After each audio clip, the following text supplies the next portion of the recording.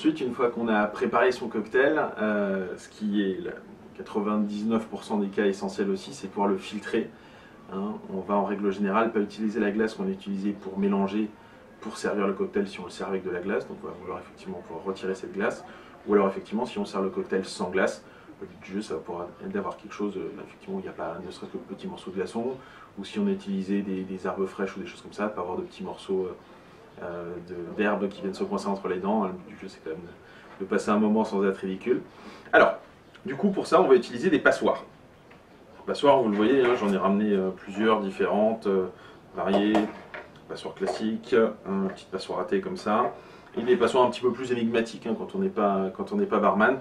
Ça suscite souvent beaucoup de questions. Et je vais vous montrer un petit peu comment vous en servir. Alors ces passoires, leur but c'est de retenir effectivement les glaçons à l'intérieur du shaker.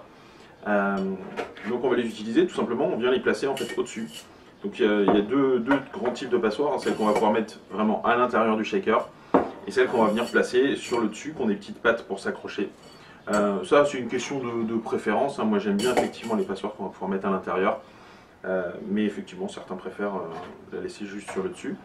Donc on vient la poser comme ça, on essaie de la coincer effectivement juste avec l'index, histoire de ne pas se retrouver dans une position, je sais que quand je fais des ateliers cocktails, il y a souvent des gens qui essayent de la prendre dans l'autre sens et qui se retrouvent dans une position très inconfortable. Donc je conseille vraiment de, tout simplement, hein, on vient placer sa main comme ça sur le côté, on attrape la passoire, on la retient bien. On peut même, si on le souhaite, rajouter le doigt par-dessus pour avoir une prise un petit peu plus forte. Ensuite, ce qu'on fait souvent sur les cocktails qu'on va servir sans glace, c'est qu'on va utiliser une petite passoire, type passoire à thé, hein. Là vous voyez c'est un petit accessoire effectivement pour le thé, et qu'on va venir utiliser pour retenir tous les petits morceaux de glaçons microscopiques qui ne sont pas toujours très agréables, ça croque un petit peu, c'est froid, mais surtout ça va rajouter de la dilution dans le cocktail.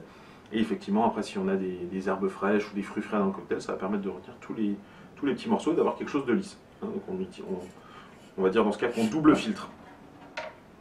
Avec le verre à mélange, on va avoir tendance à utiliser un autre type de passoire qu'on appelle classiquement un julep strainer, du nom du premier cocktail célèbre aux États-Unis. Le julep strainer, il vient se poser juste comme ça sur le verre à mélange. Et pareil, on le retient avec l'index. On a besoin de quelque chose de moins perfectionné, on va dire, tout simplement parce que là, dans le verre à mélange, on va faire des cocktails qui contiennent en règle générale que de l'alcool. Donc on a quelque chose qui est de toute façon lisse, fluide. On n'a pas shaké, donc on n'a pas cassé de petits morceaux de glace. Et on peut facilement, effectivement, juste utiliser ce julep strainer.